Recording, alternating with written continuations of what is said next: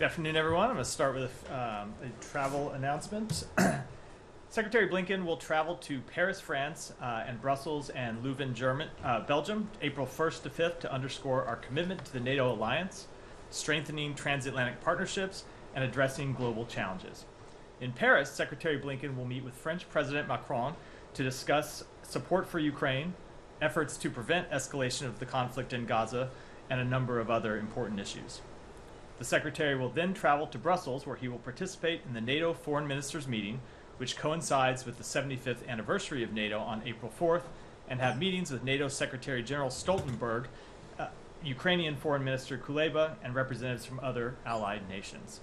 While in Brussels, Secretary Blinken and USAID Administrator Power will also join a US-EU trilateral meeting with Armenia, together with European Commission President von der Leyen and Armenian Prime Minister Pashinyan, regarding US and EU support for Armenia's economic resilience as it works to diversify its trade partnerships and address humanitarian needs. In Leuven, Belgium, Secretary Blinken will participate in the 6th US-EU Trade and Technology Council meetings, emphasizing our shared dedication to innovation and economic collaboration. As part of this visit, Secretary Blinken will explore the innovative initiatives at IMEC, a Belgian semiconductor research center. And with that, Sean, want to start us? Sure, can I just maybe just start with a quick question on this? The Armenia meeting is probably not the first question you're expecting, Yeah. but it's purely Armenian, not Azerbaijan. Correct, purely Armenia meeting. Okay, and do you expect the issues with Azerbaijan to come up? I suppose it's always possible it could come up on the margins of the meeting in that type of conversation, but that's not the focus of the meeting. The meeting in Brussels is to focus on Armenia's economic resilience as it works to diversify its trade partnerships and address humanitarian needs. Okay. Switching to Gaza, dissent in the State Department. One, of course, we've seen the statement by a State Department employee, if that's the terminology, who quit over the policy in Gaza. Do you have any reaction to the resignation broadly, and more generally about how State Department employees can express dissent?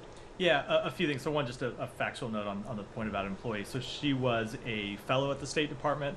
My understanding had just finished the first year of a fellowship that could have gone for 2 years, and did not exercise her option to return for a second year as a fellow.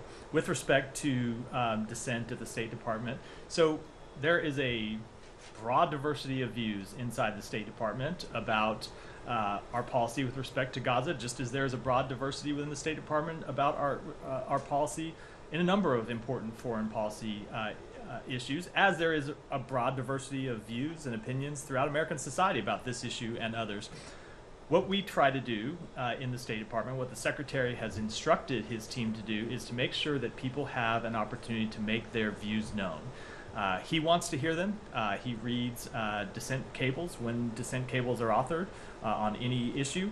He meets with employees who have a broad range of views. He listens to their feedback and he takes it into account in his decision making, and he encourages other senior leaders in the department to do so as well. And that's what he will continue to do, and what we will all try to continue to do, because we believe that actually listening to dissent informs better decisions.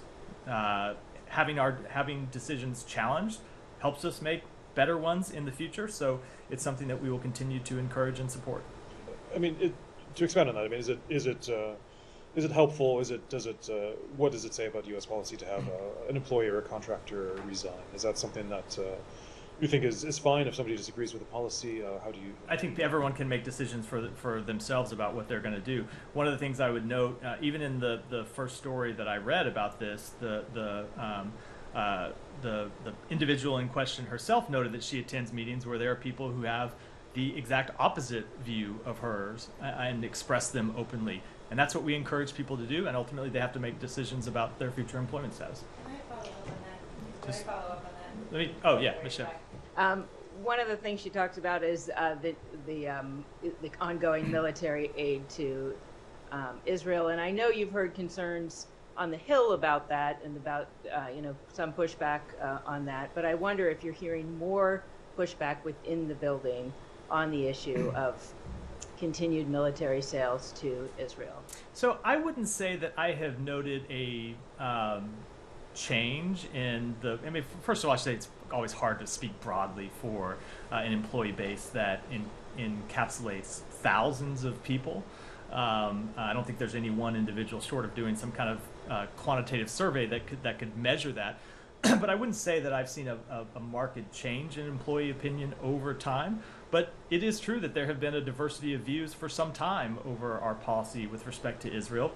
I don't think that's been any secret. You've seen people talk about it publicly. Some of the meetings that we've held have been extensively reported on by the individuals in those meetings. So all I can say is how we view that employee sentiment, and that's what I just said a minute ago, which is the Secretary welcomes it. And what he doesn't want to happen is for people to have views and not make them known. Whether they agree with the policy that the President has decided and the Secretary has decided and that we are pursuing, or whether they disagree with them, maybe even especially when they disagree with them, that's when he wants them to speak up and challenge his thinking and let him know what they think. And it doesn't mean that we are going to change our policy just based on what every employee thinks. That's not the way this organization works. It's not the way any organization works. There's a president that was elected by the American public.